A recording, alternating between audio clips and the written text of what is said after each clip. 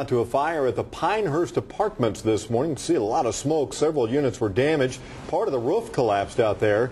Fires like that require an all-hands-on-deck response from firefighters. But in times of budget cuts, the Oklahoma City Fire Department is taking a second look at the types of emergencies they go on. Our Jennifer Pierce is following the story and joins us with more. Jen? All right, yeah, the Oklahoma City Fire Department responds to fires, of course, medical and non-medical calls.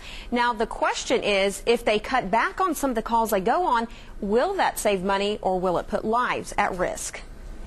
Is that something that would be appropriate to visit at this time? Oklahoma City Fire Chief Keith Bryant was put on the hot seat at a recent city council meeting. The budget numbers weren't the only burning issue. There was 2,800 calls for service for actual fires, and there was 56,000 calls for medical. Firefighters respond to all medical calls, oftentimes arriving before an ambulance.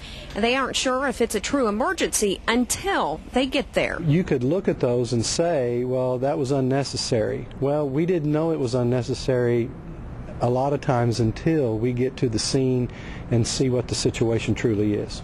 Chief Bryant worries cutting calls isn't in the best interest of citizens, but he has been in talks with IMSA on how to come up with a solution that could save money and get a better idea of the nature of the call. Between us and IMSA, come up with a better way of gaining information so we know exactly when we're needed, what the most appropriate response is, what the most appropriate equipment is. That process has been in the works for over a year now, and it could take even longer before a new system is in place. We don't want to make sudden changes because sudden changes could potentially have an impact on someone's life, and that's not the way we operate. And the City Council will review the fire department's response policy in 2011. Now, at that time, the council can decide to stay with the current system or they can recommend changing the policy. Amanda? All right, Jen. Chief Bryant also says there could be a savings to changing the system, but he's unsure how much that would be.